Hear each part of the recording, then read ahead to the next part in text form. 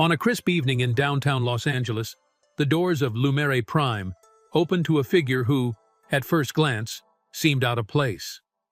Michael Jordan walked in quietly, wearing a plain black hoodie, relaxed jeans, and well-worn sneakers. There was no entourage, no flash, no need to announce his name. He moved with the ease of someone who had seen the world from every angle and yet wanted nothing more than a quiet meal. The restaurant shimmered. Gold-lit chandeliers spilled light over velvet-lined booths and marble floors. Suits and silk dresses glided by like characters in a polished ballet. At the center of it all, a young white waitress named Vanessa noticed the new arrival. Her eyes narrowed not in recognition, but in judgment. She leaned toward a co-worker with a half-smirk. Did someone take a wrong turn into Rodeo Drive? Michael chose a quiet table near the back, unfazed by the whispers or the sideways glances. He'd long since learned that respect isn't always freely given, it's often tested. What Vanessa didn't know, however, was that the man she just mocked didn't just have the means to dine there. He owned the place. The city buzzed with its usual nighttime elegance, traffic humming softly in the distance, the sky a deep velvet curtain above the gleaming lights of downtown Los Angeles. Lumiere Prime, a high-end restaurant known for its exclusivity and understated opulence, glowed warmly from within. Its tall glass doors shimmered like mirrors, framed by black marble pillars and a crimson carpet that whispered luxury with every step. Inside, conversation flowed like fine wine. The air carried hints of aged truffle, seared scallops, and the subtle clink of fine crystal. Waitstaff moved like clockwork, in starched white shirts and tailored vests, their polished shoes silent on the herringbone hardwood. A live pianist played softly near the fireplace, his fingers tracing a smooth jazz tune that wrapped itself around the room like smoke. And then, without fanfare or flourish, the front doors opened again. Michael Jordan stepped inside.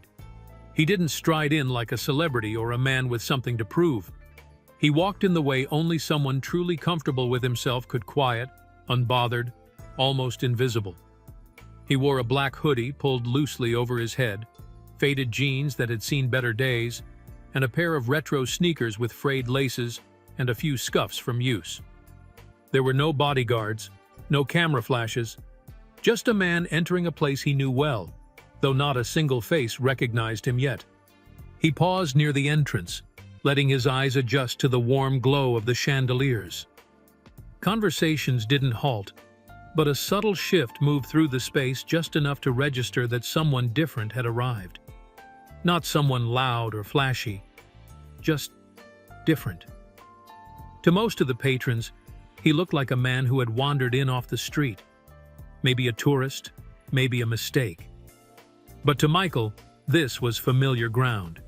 He'd designed it that way, quiet elegance, no grand declarations. A place meant to serve the soul, not just the ego. Still, none of that mattered to the woman standing behind the hostess stand, fingers tapping against the polished surface with measured impatience. Vanessa, young and stylish with flawless makeup and a tightly pinned blonde bun, barely looked up at first. She was absorbed in the new reservation list, making a mental note of which tables belonged to regulars and which could be given to newcomers who fit the restaurant's image. Her eyes lifted finally, and they landed on Michael with a mix of confusion and instant judgment. There was a pause, a beat longer than politeness required. He offered a simple smile. "Good evening," he said, his voice deep and calm. "I was hoping to get a table." Vanessa blinked, her trained hostess smile failing to form. Her eyes dropped to his sneakers, then his hoodie, and finally to his face, still not registering who stood before her. "This is Lumiere Prime," she said, her tone clipped. "Do you have a reservation?" Michael shook his head gently. "No reservation. Just hoping there's space." Her brows knit, just slightly. "We're very full tonight," she said slowly. "Usually we require a reservation well in advance, especially..." On the weekends. I understand, he replied, still patient, still smiling. Behind her, the floor buzzed with quiet movement, waiters pouring wine, chefs in the open kitchen orchestrating delicate plates, patrons laughing softly over shared courses. No one paid him special attention, and he didn't ask for it. Vanessa hesitated, clearly debating whether to turn him away outright. She was used to gatekeeping this place. She saw herself not just as a hostess, but as a kind of cultural curator. Her job, as she saw it, was to maintain the restaurant's image, and that image didn't include hoodies or well-worn sneakers.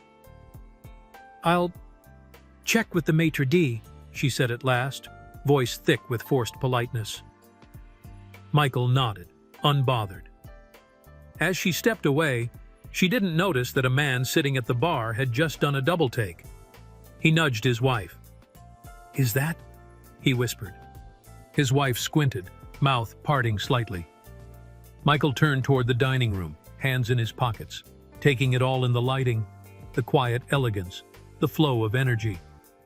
His expression was unreadable, but his presence was unmistakable, if one cared to look closely enough. Vanessa, however, did not. She returned moments later, forcing a smile that didn't quite reach her eyes. "You're in luck," she said, though her tone suggested otherwise. "We have one table in the back." He nodded. "That'll do just fine." And without further word, she led him through the heart of Lumere Prime, the man no one had noticed, yet the one who had quietly built it all. The walk through the restaurant was slow, deliberate. Not on Michael's part, he moved with a quiet grace, his pace natural and calm. But Vanessa, leading the way in her narrow heels and stiff black uniform, made each step feel like a silent protest. Her shoulders were squared too tight, and she didn't look back once to make sure he was following.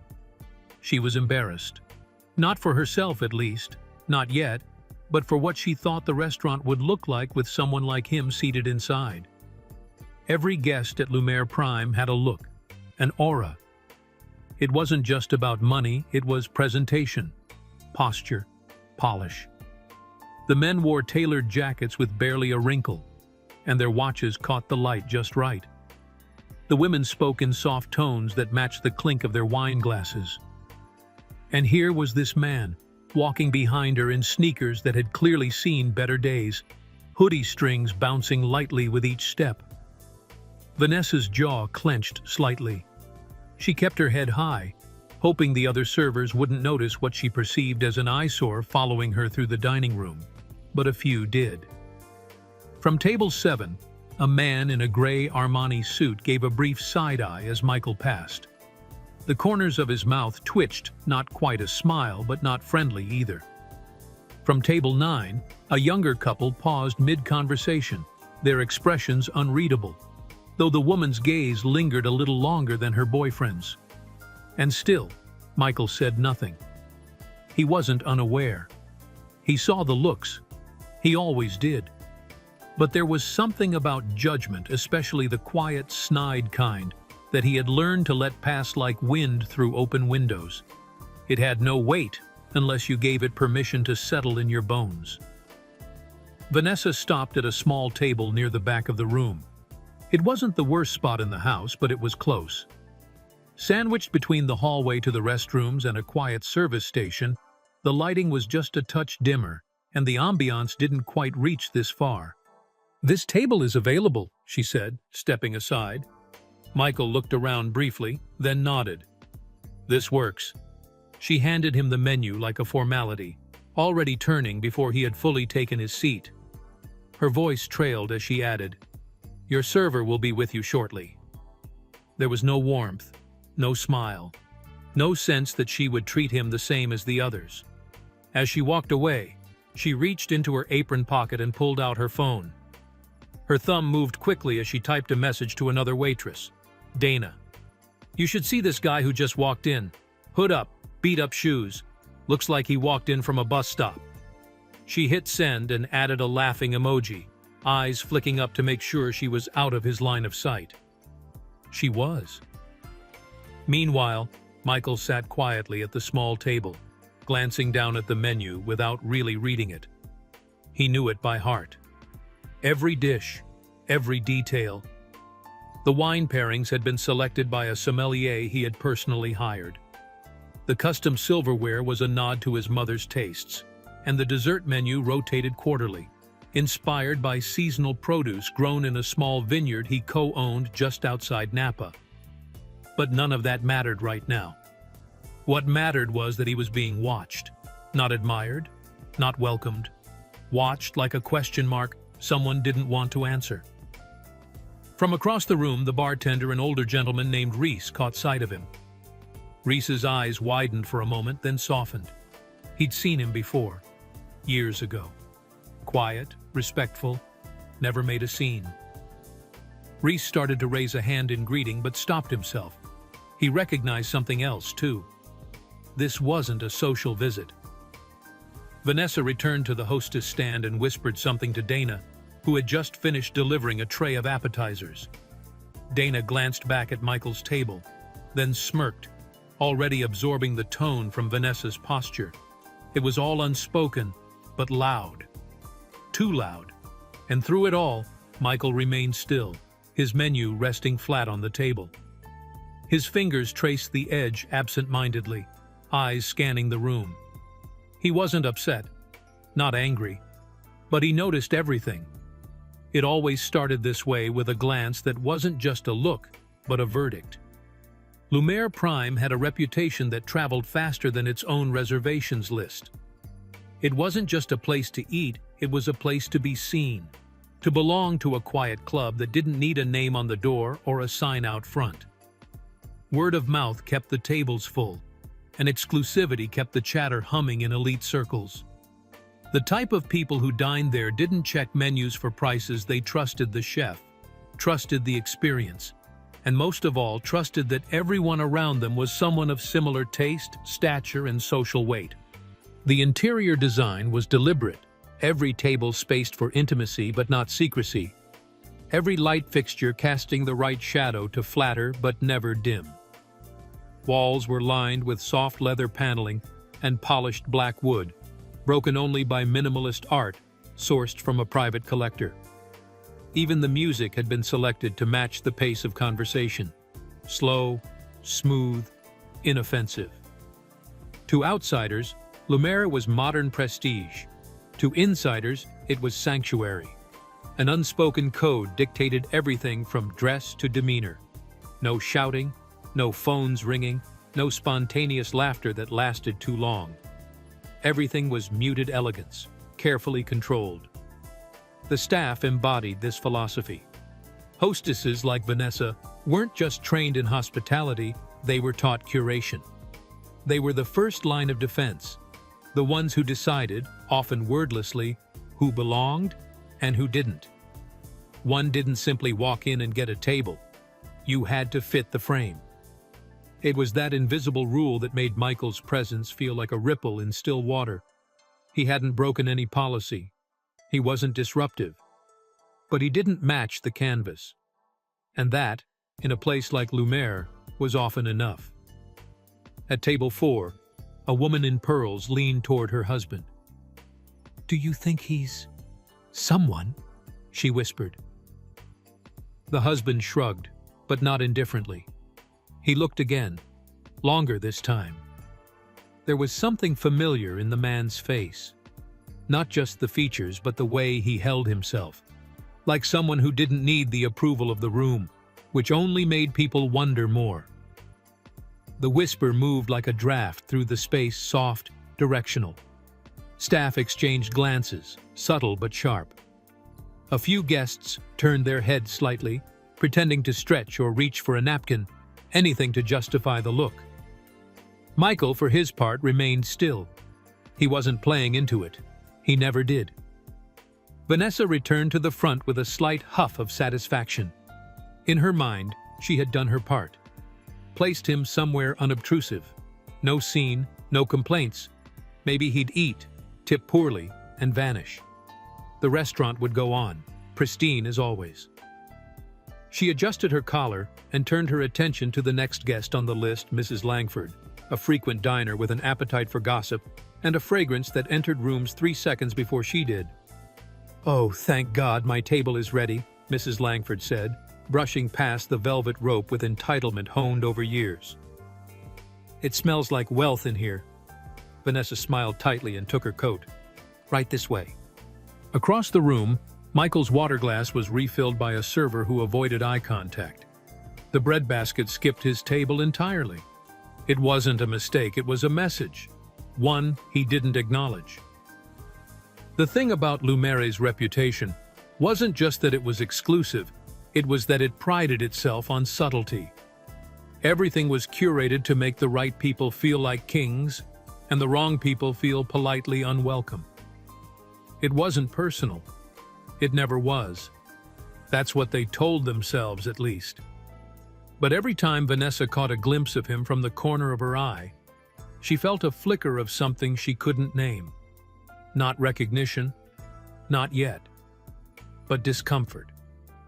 As if some part of her understood deep down that this man didn't need her permission to belong here. And that fact alone made her nervous. There was a rhythm to the dining room at Lumere Prime, like a perfectly timed orchestra.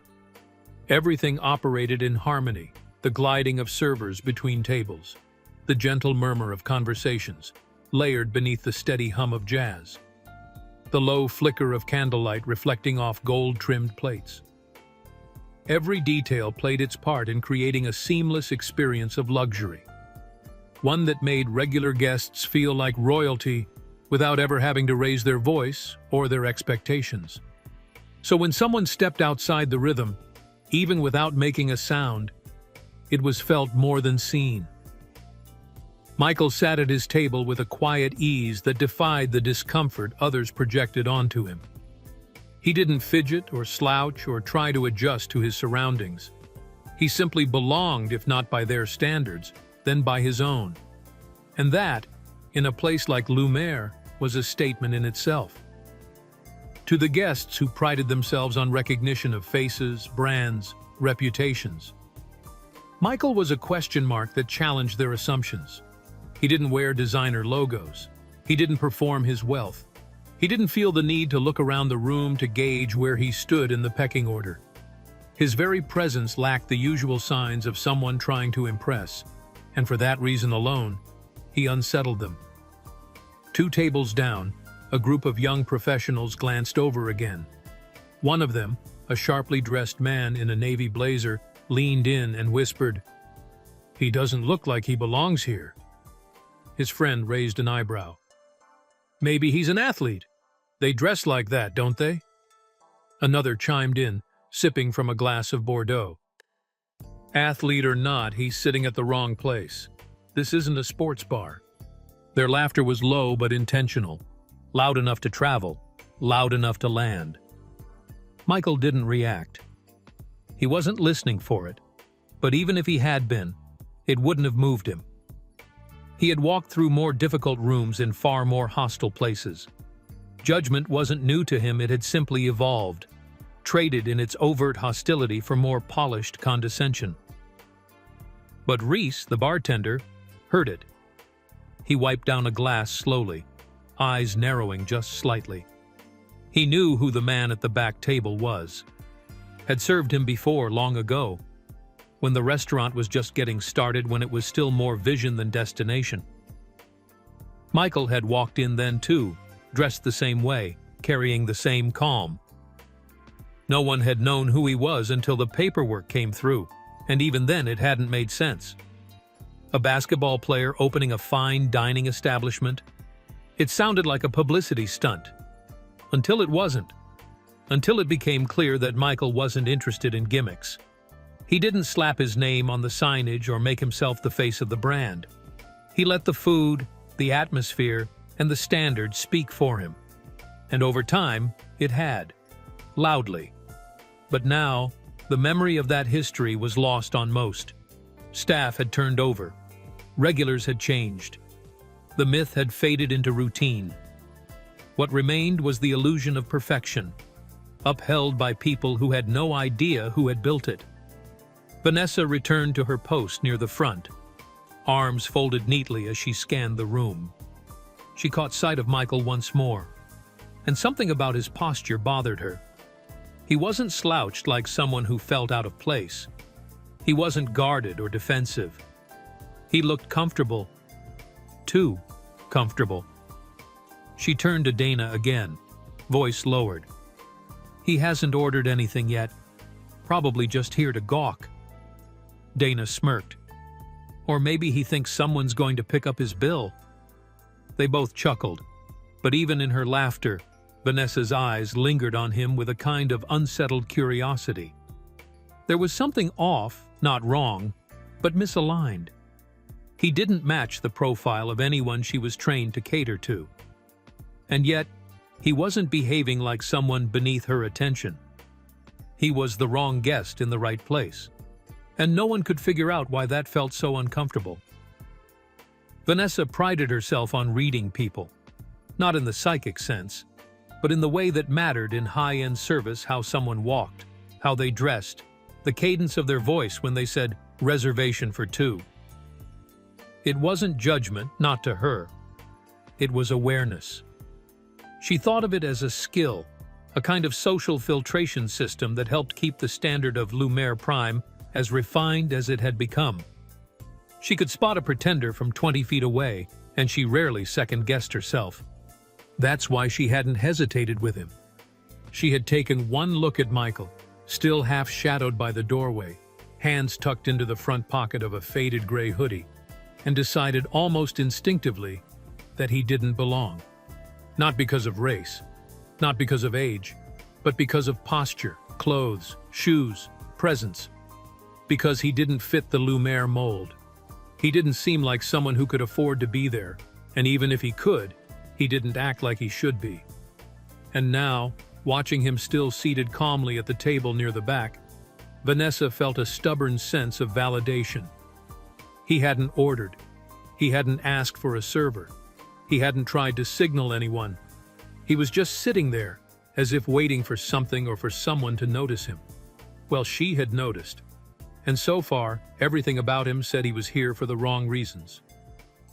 Vanessa turned to Dana again, this time more annoyed than amused.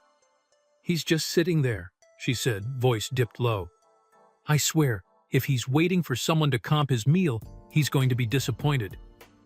Dana, balancing a tray of cocktails, gave a disinterested shrug. Maybe he's trying to go viral. You know how people are filmed some clip about how they were mistreated in a fancy restaurant? Make it a whole thing. The idea sparked something in Vanessa's chest. Not fear. Exactly, more like a simmering indignation. She had worked too long, too hard to let some random guy in sneakers and a hoodie compromise the atmosphere she helped protect. Reputation was everything at Lumiere. Every detail mattered. And the moment you let one thread loosen, the whole aesthetic began to unravel. Still, a sliver of unease began to flicker in the corner of her mind. He hadn't caused a scene. He wasn't filming anything. He wasn't loud or rude. He was just there, too calmly, too confidently. It wasn't the behavior of someone seeking attention. It was the behavior of someone who already had it and didn't need to ask. Reese, behind the bar, watched the entire exchange from a distance. He knew Vanessa's type: sharp, proud, efficient, and too sure of herself. That kind of certainty always walked a fine line. When you were right, you looked poised. When you were wrong, you looked blind.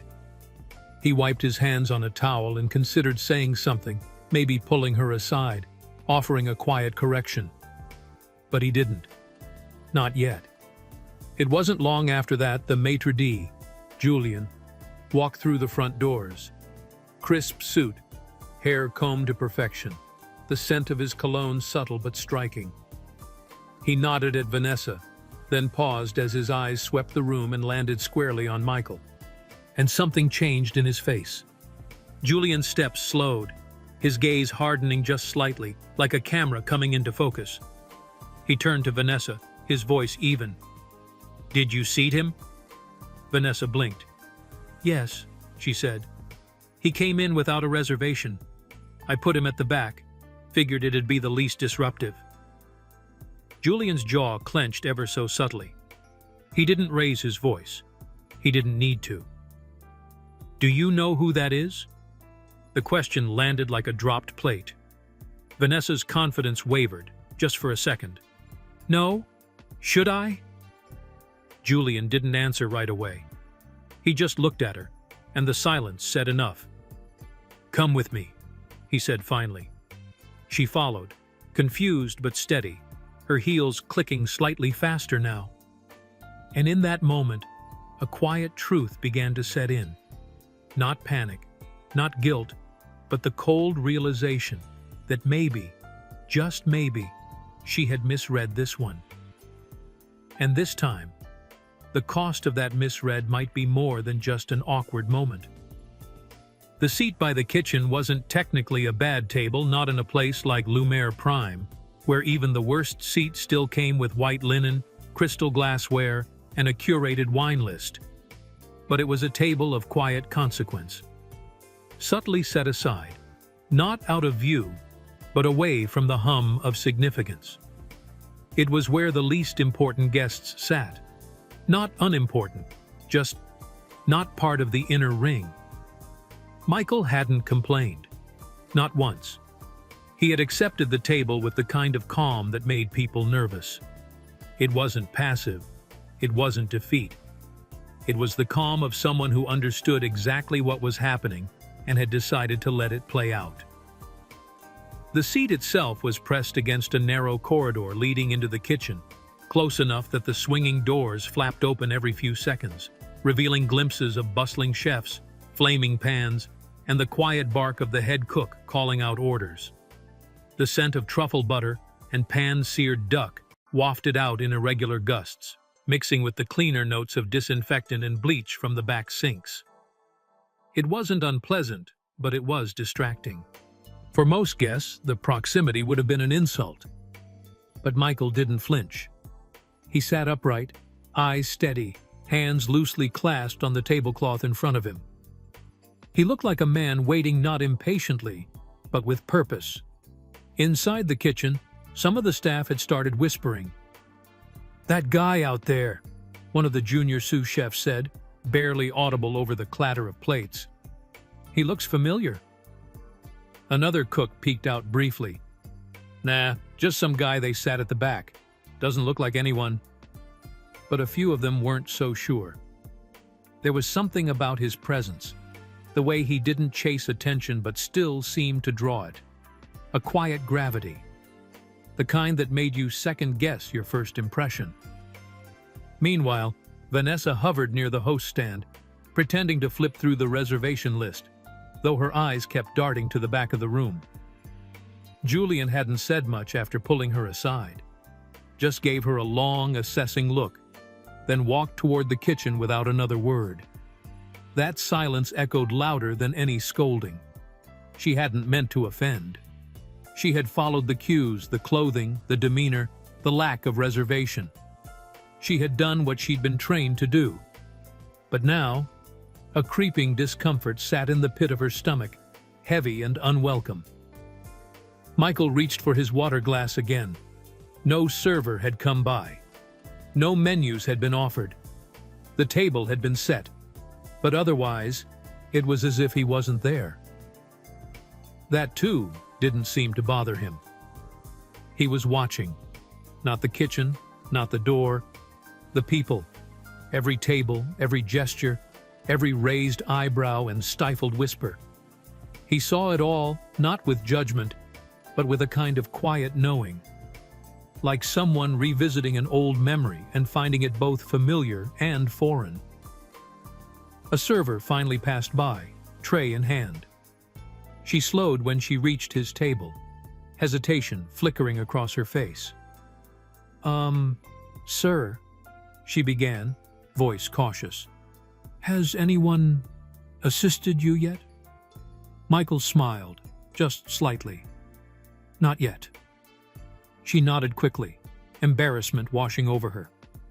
"I'll get someone." She hurried off. Back at the front, Vanessa kept her eyes on Julian, who had disappeared through the kitchen doors minutes ago. When he emerged, he walked with more urgency, his face unreadable.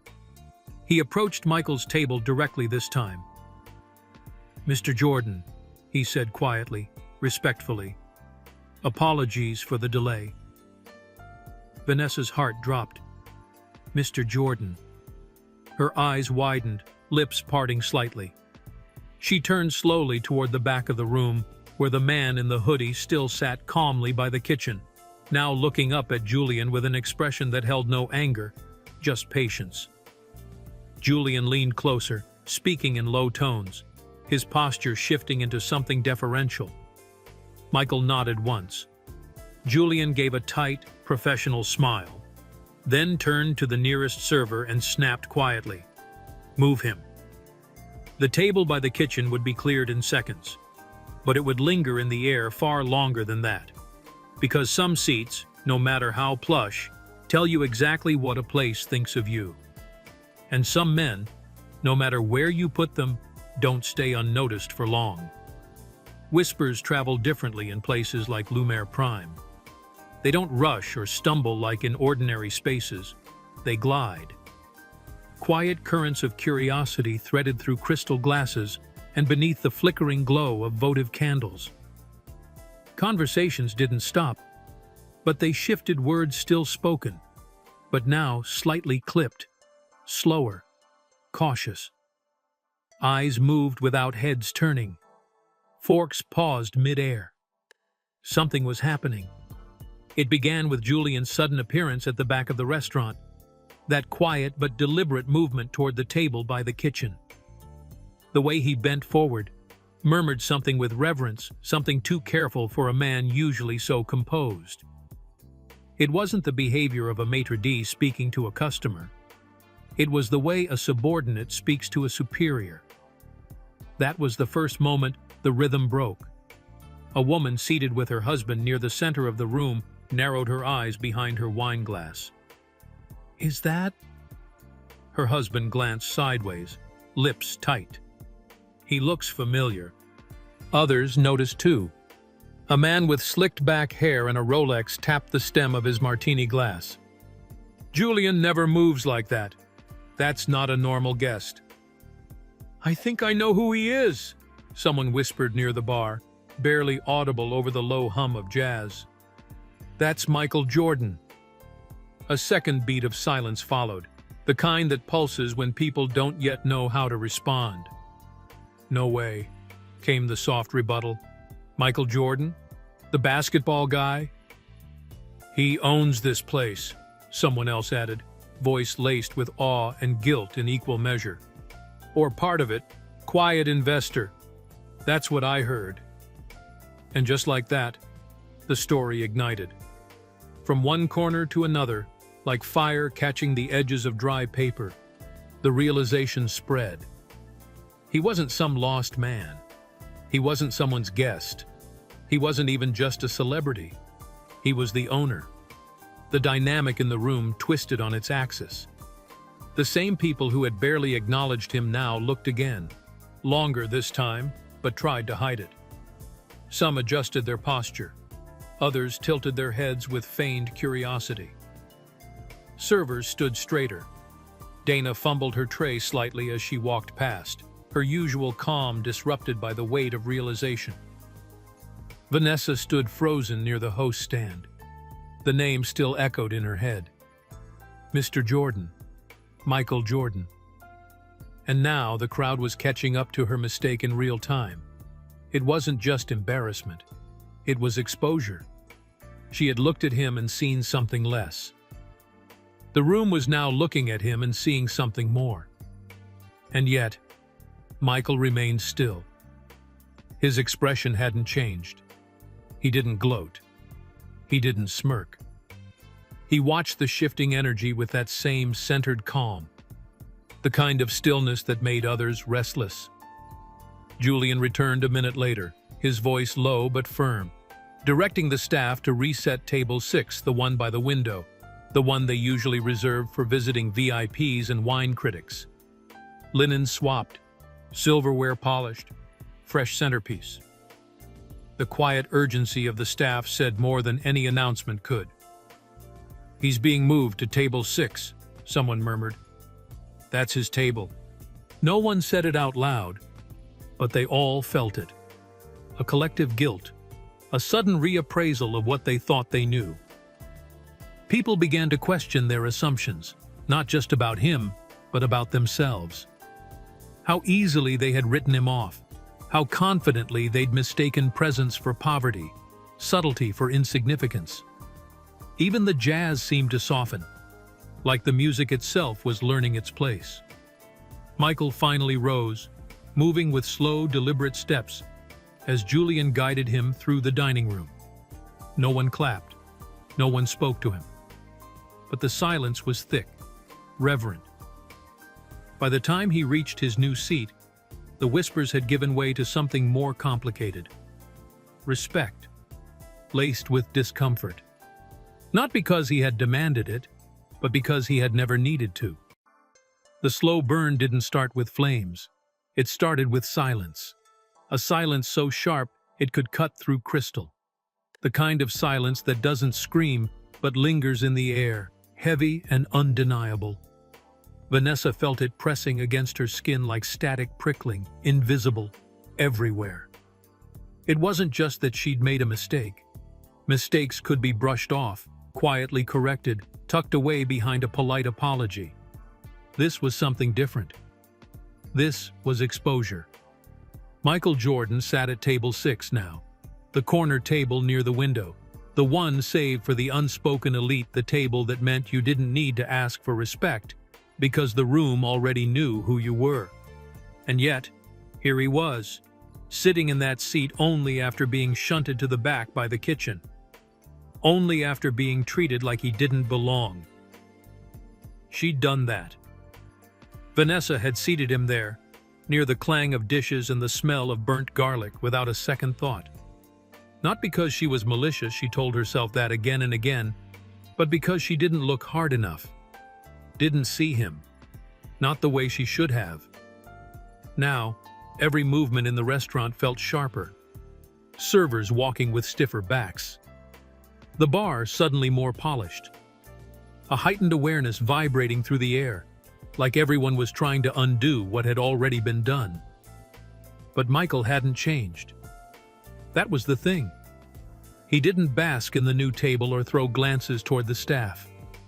He wasn't angry or smug. If anything, he looked more comfortable now, like he'd finally settled into the position that had always been his. The only thing that had shifted was the way everyone else moved around him. Vanessa stood at the service station, staring blankly at a stack of menus she'd already organized twice.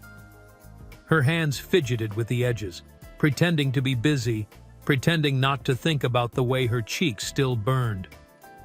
The memory played on repeat the moment he walked in. The quiet way he carried himself, how she sized him up and dismissed him before a single word passed between them. And now, the worst part, he hadn't said anything at all. No complaint, no correction, just patience. That kind of restraint wasn't easy to ignore, it stuck to the ribs. Had he expected it? Had he come in knowing what might happen? Julian hadn't spoken to her since that short exchange, but his face had said everything. Disappointment always landed heavier when it came wrapped in silence. The kitchen door swung open and Eli, the new server, slipped out. His face was flushed, a bit of nervous sweat clinging to his temple. "He's really nice," he muttered to her as he passed, like the idea surprised him. Vanessa didn't respond. She just nodded once, quietly, holding onto the edge of the counter. Michael's reputation had filled the room now, replacing the awkwardness with reverence. The whispers had softened but hadn't stopped. They were just quieter now, more respectful. Even the regulars, the ones who usually demanded attention, had grown subdued. Nobody wanted to be the next story, the next one who missed what was standing right in front of them. And still, he said nothing.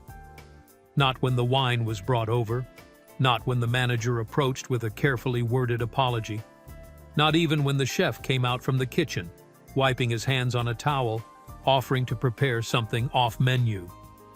Michael simply nodded, thanked them, and went back to his glass of Cabernet, eyes distant but focused, like a man watching a lesson unfold in real time. Vanessa finally moved. Slowly, carefully. She didn't walk toward him. There would be time for that, maybe, if the opportunity came.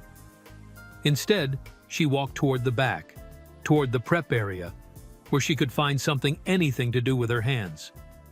Because the silence he left behind wasn't just uncomfortable, it was purposeful. The burn didn't come from anger or confrontation. It came from the space between what happened and what should have happened. A space that now felt wide enough to swallow her whole. Michael didn't need a menu. Not because he'd been there before, though he had, more times than most of the staff knew, but because he carried himself like someone who understood things without needing them spelled out.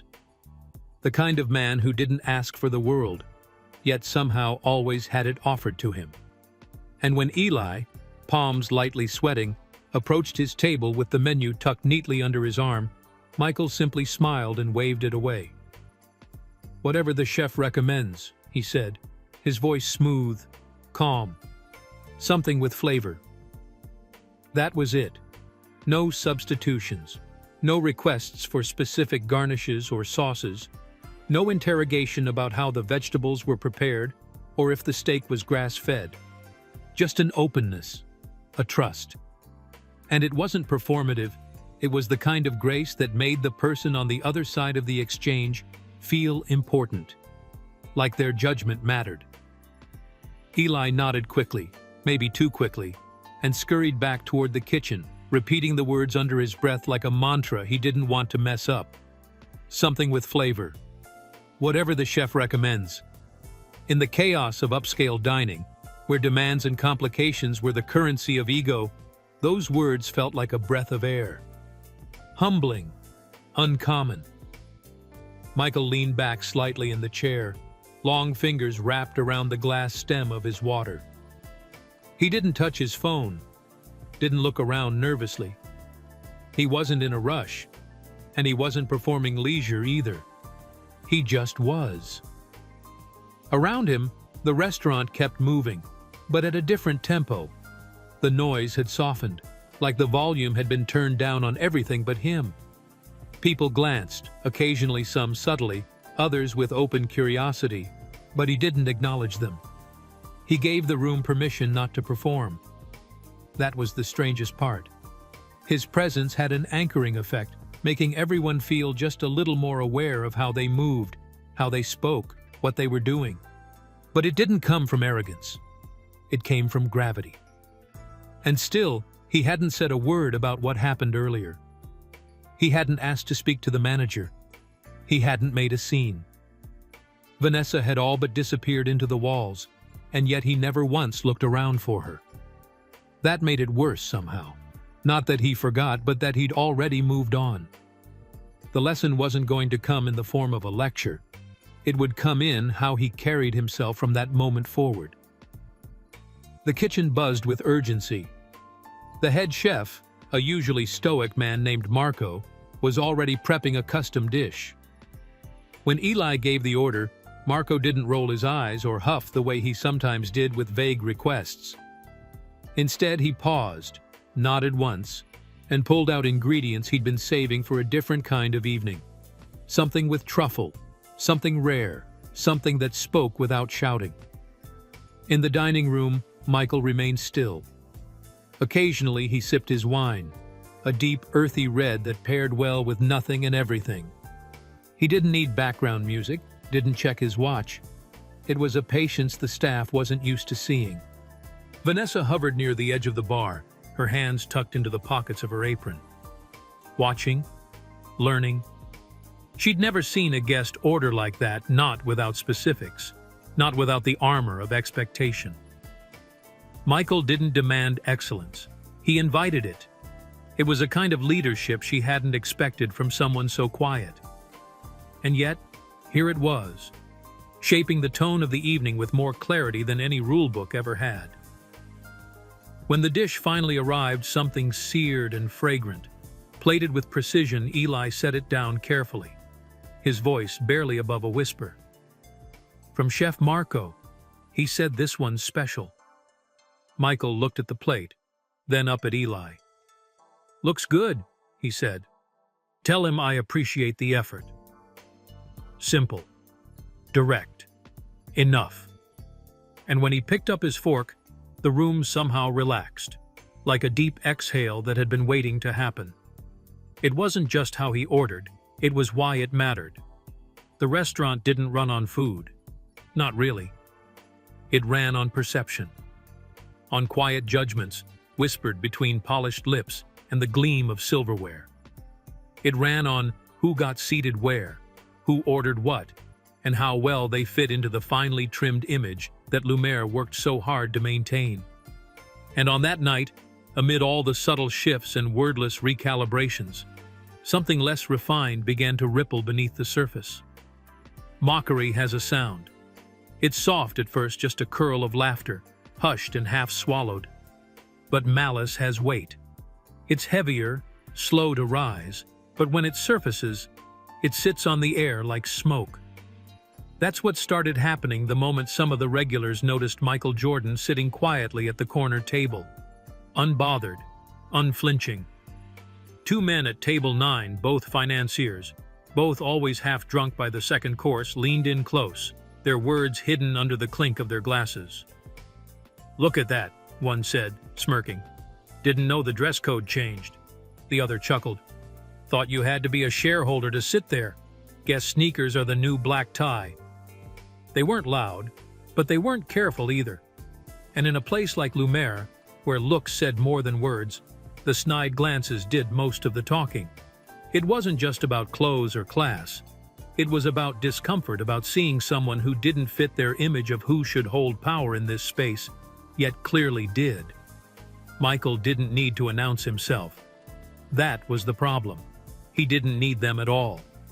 A woman at the bar, sharp nails, sharper tongue, raised an eyebrow as she watched him sip his wine. "I mean, he's tall. You'd think he could at least dress the part." Her companion giggled behind her flute of Prosecco, whispering something that made both of them burst into laughter. Laughter that faded when Dana, one of the senior servers, walked by and shot them a look that could shatter glass.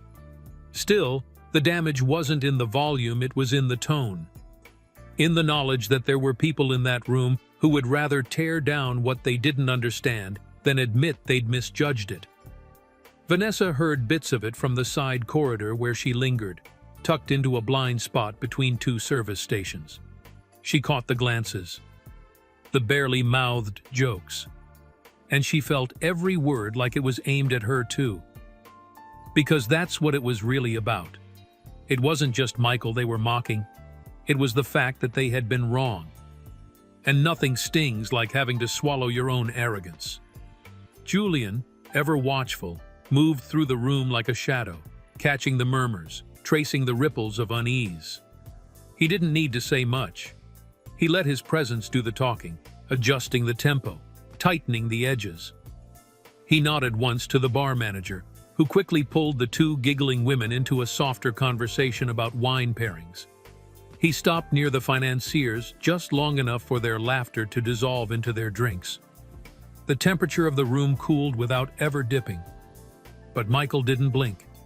If he heard any of it, he didn't let it show. That was the brilliance and the quiet power of how he carried himself. He didn't flinch, didn't look up, didn't lean into the discomfort or try to prove himself. He just was. And that bothered people more than it should have. Vanessa watched him, and a strange feeling settled into her chest. Not quite guilt, she'd already passed through that storm, but something closer to respect. Because there was a kind of grace in not responding, in letting the world trip over itself while you kept walking. The mockery faded eventually. Like all weak things, it couldn't survive long without attention. And Michael never gave it that. He just took another sip of wine, leaned back in his chair, and watched the room not with judgment, but with the patience of someone who'd seen it all before. He didn't need to clap back. He just needed to exist. That was enough to unravel everything. The door to the back office opened with a soft click, the kind you'd miss if you weren't already watching. But Julian didn't do anything by accident. He emerged from the hallway like a conductor stepping onto the stage, not with noise, but with intention. Not everyone noticed him right away. The dining room was still pulsing with the undercurrent of what had happened, the memory of a slight wrapped in silk napkins and paired with a wine list. But those who did notice him paused, because when Julian moved like that, something was about to change. He was the kind of manager who didn't need to raise his voice. He managed with presence, with eye contact, with the kind of posture that told you he'd already calculated 6 steps ahead, and he was just waiting to see if you were smart enough to keep up. His suit was charcoal, pressed sharp, no pocket square too flashy for a man who preferred subtlety. His shoes didn't squeak on the floor, and his smile, when it came, was always polite, but rarely warm. And tonight, he wasn't smiling. He walked straight past the hostess stand, past the soft murmurs and side eyes, and made his way toward Michael's table. Every step deliberate, not rushed, not slow, just enough to pull a ripple of attention behind him, like a tide. The servers clocked it. The bar staff stiffened. Even Vanessa, tucked behind the service station, held her breath. Michael didn't look up until Julian reached the edge of the table. Then, just like that, their eyes met. Calm. Still. "Mr. Jordan," Julian said, his voice low and even, meant only for the space between them. "Thank you for dining with us this evening."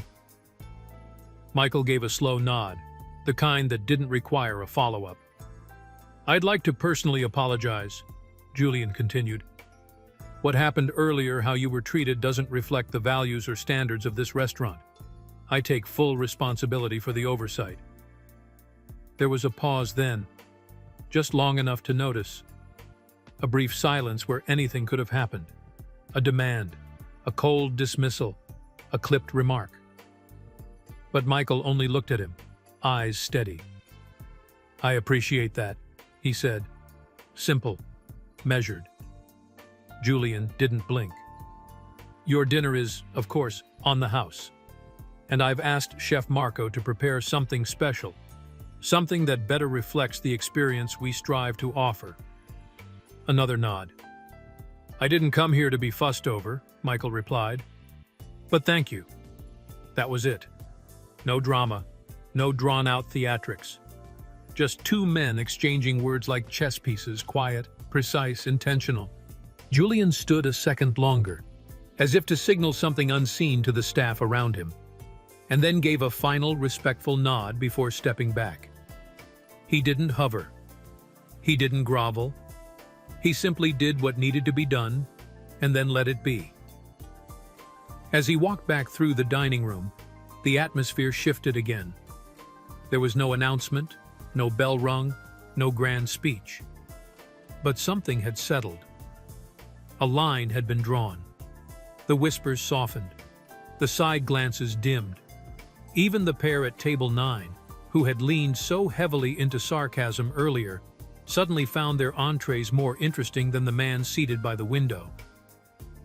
Julian stopped briefly near Vanessa on his way past. His face was unreadable. "Next time," he said, "look twice." Then he was gone. Vanessa didn't move. She didn't speak. But his words landed with more weight than she expected. Not cruel, not even disappointed. Just final. At table 6, Michael continued his meal without hurry. His expression never shifted. He didn't gloat, didn't glare, didn't carry the moment like a trophy. He didn't need to.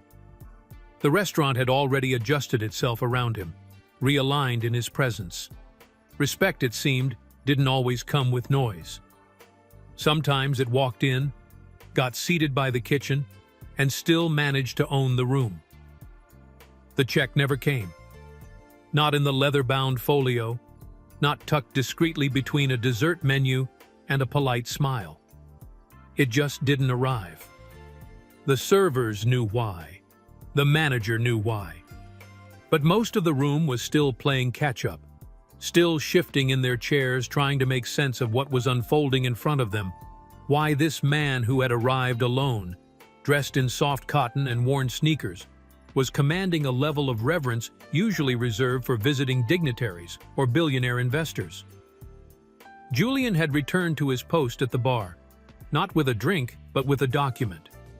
A simple manila folder, edges clean, tucked under his arm like it wasn't the most potent secret in the building. He wasn't planning on showing it to anyone. That wasn't the point. The point was, he knew, and now it was time others did too. It started slow, as most shocks do, not with a bang, but with a murmur. One of the hostesses, young, new, and prone to nervous laughter, let something slip while resetting a table. "You know he owns this place, right?" The man she was speaking to, a lanky busboy with tired eyes, froze, cloth in one hand, water ring half wiped. "What?" "Jordan, he owns the place." Her voice was soft, like even saying it out loud might trigger something in the air. But it was too late. Words like that don't stay buried. They crawl. They slither.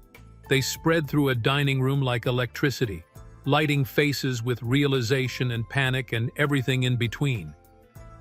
At table 9, the laughter stopped mid-breath. The two finance guys looked at each other, then back at Michael, who now seemed less like a misstep and more like a thunderstorm they hadn't seen coming.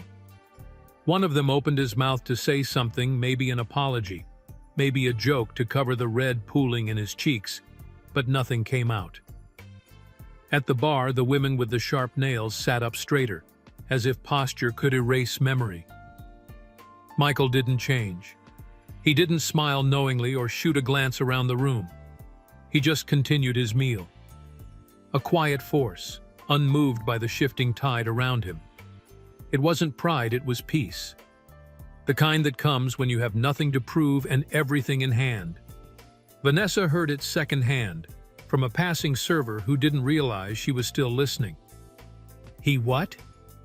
"She said he owns the restaurant. Like, owns it." The words hit like a cold wind.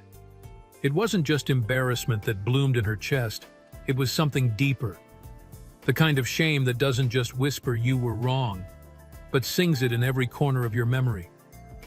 All those words she'd tossed so casually earlier. The tone, the look, the dismissal. She hadn't just mistreated a customer. She disrespected the man whose signature probably appeared at the bottom of her paychecks. And now, it wasn't just him watching her. It was the whole room. Julian hadn't announced anything. No speech, no mic drop, no smug smirk. But he didn't have to. The information had already done what it needed to do. The hierarchy had shifted. And it hadn't come with fanfare. It came in silence, in the kind of stillness that demanded you sit with your own misjudgments. Michael finished the last bite of his entree with the same ease he'd shown from the beginning. He dabbed the corners of his mouth with the cloth napkin, set it gently on the table, and stood. No need to wait. No need to thank anyone or accept a second apology. He'd given the restaurant a chance to do better, and in its own way, it had. That was enough. As he walked past the rows of tables, every head turned. Some nodded. Some dropped their eyes. A few couldn't stop staring. But Michael didn't stop. Didn't break stride.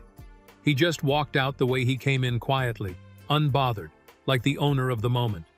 Because he was. Always had been. They just didn't see it until now.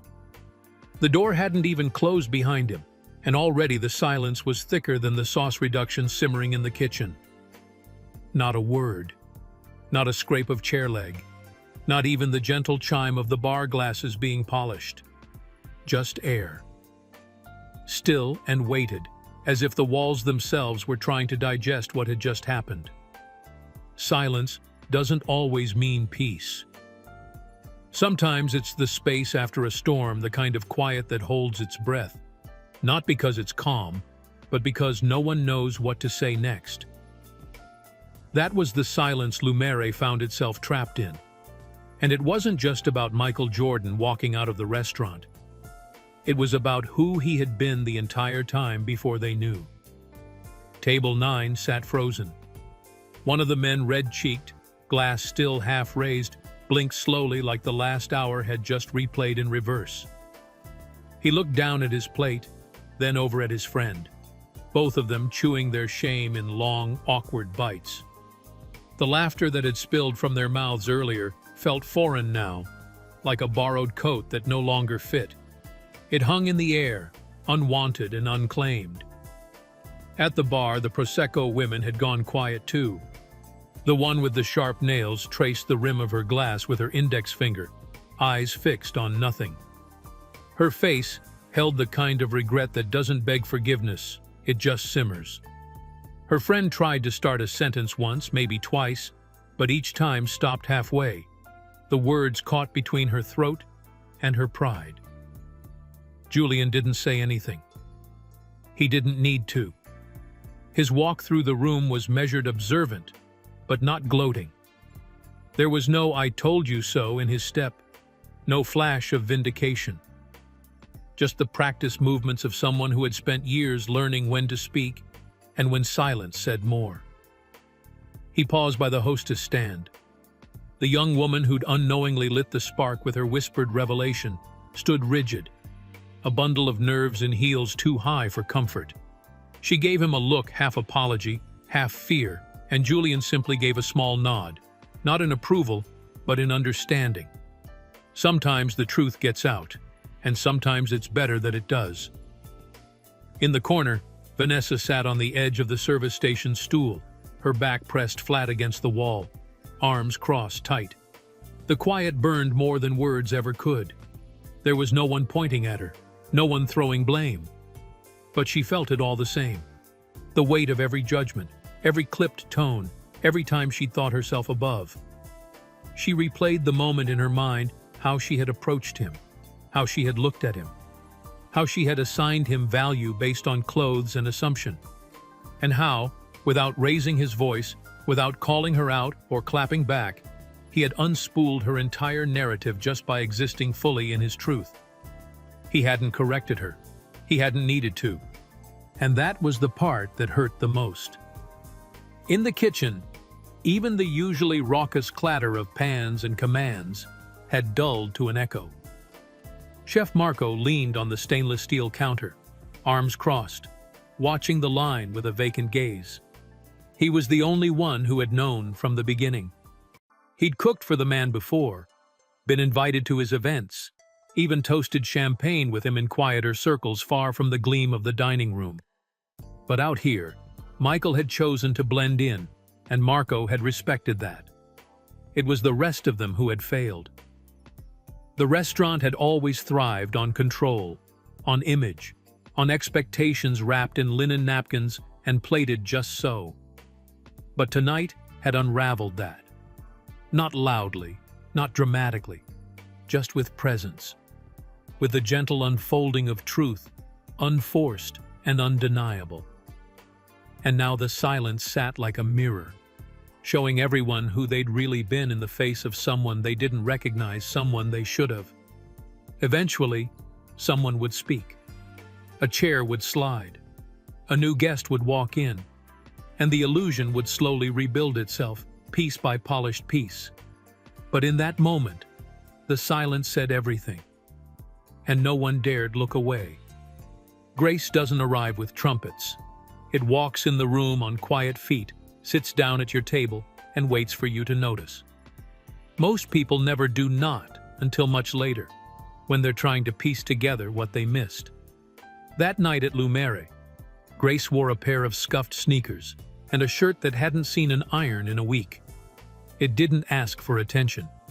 It didn't lean on legacy. It simply showed up, took its seat, and absorbed every sidelong glance, every assumption, every unspoken insult with a kind of stillness that was louder than words. And when the moment came to react, to put someone in their place or demand an apology, Grace just breathed, just nodded, just kept being itself. Michael could have said something. He could have flipped the table with a name drop, silenced the entire restaurant with one sentence: "I own this place." And no one would have blamed him, but he didn't. That wasn't how he moved. Grace doesn't flex. It doesn't shout. It stands up, even when no one is looking. By the time he walked out the door, everything had shifted, but not because he forced it to. The power of the moment wasn't in what he said. It was in what he didn't say, in how he waited for everyone else to catch up. Julian stood at the far end of the bar, watching the energy recalibrate itself like a wine glass, finally stopping its tremble. He'd seen ego before. He'd seen it dressed in gold watches and loud declarations, but this was something rarer. The kind of composure that doesn't need a defense because it's too rooted to be moved. People would talk about it later, of course. The way he handled it, the elegance of letting the room fold in on itself, the restraint. But at the heart of it all was something even simpler than poise. It was decency. Michael hadn't played a game. He hadn't tested them, or baited them, or waited for the big reveal. He came for a meal, and what he received instead was a portrait of how far people still had to go. And he absorbed it all, not bitter, not smug, just present, just aware. Vanessa sat at the back, a ghost in her own uniform. Everything felt distant now. The trays, the orders, the hum of conversation, it all played out like a movie she wasn't part of. Her stomach churned in quiet turns, not because she was afraid of getting fired, she already knew what was coming, but because she'd missed it. All of it. She'd looked right at a legend and seen only a customer who didn't belong. And he hadn't corrected her. That's what kept echoing. Not once had he tried to teach her a lesson. But somehow she'd learned one anyway. Not the loud, painful kind that burns itself into memory with a scar, but the slow kind. The kind that sits in your chest days later when you're folding laundry or waiting at a red light. The kind that hums, "You can do better than that," over and over, until you finally listen. The servers moved more carefully now, like their steps had been recalibrated. A few even smiled differently, less performative, more intentional. There was something cleansing about what had happened. It stripped the room of its performance and left only the truth. That grace, when given, can be the sharpest teacher. Michael had left without fanfare, but his presence remained, thick in the air, like the scent of a perfect dish, long after the plate's been cleared. And in that space, somewhere between the regret and the realization, Lumere learned something no 5-star rating could teach. Not about fame, not even about humility, but about the kind of grace that doesn't demand recognition because it already knows who it is. The dining room of Lumere had resumed its rhythm, at least on the surface. Glasses clinked, servers weaved through tables, and the soft jazz in the background resumed its role as invisible ambiance. But the energy had shifted. Beneath every interaction was the weight of what had transpired. A reminder that not every lesson comes dressed in confrontation. Some arrive cloaked in discomfort. Julian stood near the office, arms crossed, watching the staff as they moved. He wasn't looking for mistakes. He was watching how people carried themselves now. There was a noticeable difference. Heads bowed slightly more when addressing guests. Conversations that once tiptoed the line of sarcasm had softened. The facade had cracked, and through it came the quiet beginnings of humility. Vanessa hadn't spoken since she stepped off the floor. She sat across from the manager's desk, uniform still crisp but posture folded. Her eyes were pinned to her hands, which refused to stop fidgeting.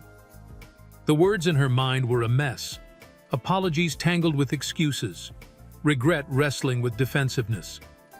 But even she knew that this moment wasn't about saving face.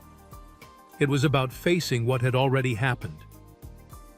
Julian entered the room without drama.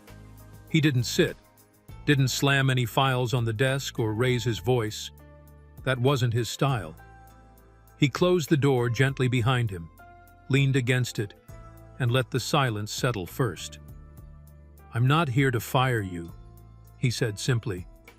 Her eyes lifted, confused, hopeful, afraid. "But I'm also not here to protect you from what you need to feel." Vanessa opened her mouth, then closed it again. She wanted to ask what he meant, but she already knew. "I think you've learned more in the last 2 hours than most of us do in a month," he continued. "But learning isn't the same as changing. That's on you." The words weren't harsh. They didn't need to be. The truth, when delivered without venom, can still slice deep. And in this moment, truth was the only thing in the room that mattered. Vanessa nodded, slowly, the weight of it all settling into her chest. "I don't expect perfection," Julian added, "but I do expect presence, respect, and maybe, just maybe, the awareness that you never know who's sitting at your table." She swallowed hard. "I didn't know who he was," she said finally, voice small. "That's not the problem," Julian replied. "The problem is you treated him like he didn't matter because of how he looked. That's the part you have to own." And there it was, accountability. Not as shame, but as a mirror. One she couldn't look away from. Outside the office, the rest of the staff were processing in their own way. Some with whispered conversations behind the bar. Others with quick glances at the empty table where he had sat. But no one was laughing anymore. No one was smug. Even the regulars, those who dined there like clockwork, seemed to feel the shift. They watched the staff more closely now. Interactions felt different, more measured, more aware. It was subtle, but it was real. Michael Jordan had walked in looking like a man off the street. He left like an institution. But what he left behind wasn't just a story for staff meetings or training videos. It was something quieter, heavier. A mark. Accountability, once it lands, doesn't leave with the closing shift. It lingers. It waits.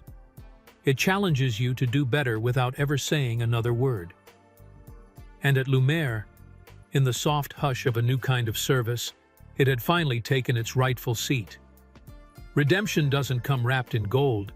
It doesn't strut into the room with fanfare or announce itself with some grand gesture. It's quiet, uneasy. It looks a lot like trying again after you've already messed up, with no guarantee anyone will notice or care. Regret, on the other hand, is easier to spot. It sinks into the corners of your day, walks behind you like a shadow, and speaks loudest when no one's watching. Vanessa stood in front of the mirror in the staff locker room, staring at herself like she wasn't sure who she was looking at anymore. Her name tag was still clipped to her blouse, perfectly straight, like it hadn't been part of the mess. But everything else felt crooked now, off-center. The girl in the mirror wasn't the same woman who had marched up to a table and decided someone's worth by their outfit. She looked tired. Not from the shift, but from the truth that had caught up to her. Outside, Lumiere hummed on, pretending it hadn't just been pulled inside out. Guests continued eating, the wine kept pouring, and the music played on like a well-rehearsed lie. But under all that, something had cracked, and everyone knew it. Vanessa had two choices, and she knew it. She could leave, walk away from the embarrassment, tell herself it was just a misunderstanding, that it wasn't that bad, that it happens, that she was just doing her job. She could let regret do what it does best, etch itself into the back of her mind while she moved on like it never happened. Or she could stay, face it, own it, and try to do better. The hardest part wasn't deciding. It was knowing that redemption didn't promise a reset. No one was going to throw her a party for deciding to act like a decent human being. There wouldn't be applause. There'd be shifts, awkward stares, a quiet rebuilding of trust she had never even realized she'd spent. Still, when she stepped back onto the floor, she didn't expect the sudden hush. A few heads turned. A couple servers stiffened, unsure whether to nod, ignore her, or wait for someone else to go first. Vanessa walked through the awkward silence like someone walking through fog, not rushing, but not running from it either. Julian caught her eye. Just a glance. No nod, no smirk, no knowing look. But it was enough. A subtle acknowledgement that the hardest part returning was already behind her. The rest? That was going to take time. She started by pouring water at table 6. No speeches, no overcompensating smile. Just water, just service, just presence. The guests didn't look at her like she was a villain. They looked at her like she was human. And maybe that was the first flicker of redemption. Not because she'd earned it, but because she'd shown up anyway. In the kitchen, Chef Marco glanced out the pass window. He didn't say much, he rarely did, but there was something in the way he nodded when she picked up a plate that said more than words could. He understood the long game. How you build trust in inches, not leaps. Elsewhere in the dining room, whispers still floated between tables. Not about Michael's fame, but about how it all played out. About what people saw, what they felt. Whether they would have done the same thing in Vanessa's shoes. Most of them wouldn't admit it, but they saw parts of themselves in her mistake. That's what made it sting. The night wore on. Orders came in, plates went out. And through it all, Vanessa kept moving. Not to distract herself, but to rebuild. One table at a time, one moment at a time. Regret would always be there, nudging at her from behind, whispering what could have been. But redemption? That was something she'd have to chase day after day, without the promise it would ever fully arrive. But for now, the first step was enough. Legacies are strange things. They don't always begin with intention. They aren't always shaped in the spotlight, etched in trophies, or spelled out in headlines. Sometimes, a legacy starts in silence. In the quiet decision not to respond with anger. In the choice to sit through discomfort instead of rising to meet it with ego. Sometimes, a legacy starts in a place no one expects, like a dimly lit restaurant where someone mistook greatness for mediocrity. Michael Jordan had long ago cemented his legacy on the court. That part was undisputed. 6-time champion, fierce competitor, icon. But what happened that evening at Lumere had nothing to do with basketball. It wasn't about championships or endorsement deals. It was about character, and how true strength often speaks softest. He didn't walk in to make a statement. He walked in for a meal, but he left something behind far bigger than an empty plate. For those who watched it happen, the manager, the staff, the diners trying to act like they weren't paying attention, it became a story they'd carry with them. One of those rare moments that makes people reconsider how they move through the world. They wouldn't forget the look on his face when he was brushed aside, or how calm he remained when no one recognized him. They wouldn't forget how he never once raised his voice, never pulled rank, never demanded acknowledgement. And that silence, it echoed louder than any name drop ever could. Julian thought about it often in the weeks that followed. Every time a new hire came in for training, he'd find himself walking them past that corner table, the one near the kitchen, and he'd hesitate. Not to tell them what happened, not directly, but to remind them of what it meant to serve with dignity, with attention, with care, even when no one's looking, especially then. That table became more than just a table. It became a checkpoint, a symbol. Michael's legacy lived in arenas, sure, in highlight reels and statues and sneakers worn by kids who'd never seen him play. But here, in Lumere, it lived in a memory, a lesson, a quiet call to be better. Vanessa felt it too, every time she put on the apron, every time she caught herself making a snap judgment about a guest. She'd remember that night, the way it felt to be so sure, so convinced she was right, only to realize she hadn't even been close. And somehow, that truth didn't make her bitter. It made her sharper, more aware, less interested in appearances and more in presence. She didn't tell people the story she didn't need to. It wasn't hers to tell. But she carried it like a stone in her pocket, something she could reach for when she felt herself slipping into old habits. Redemption had never been about one moment. It was about all the ones after. And legacy?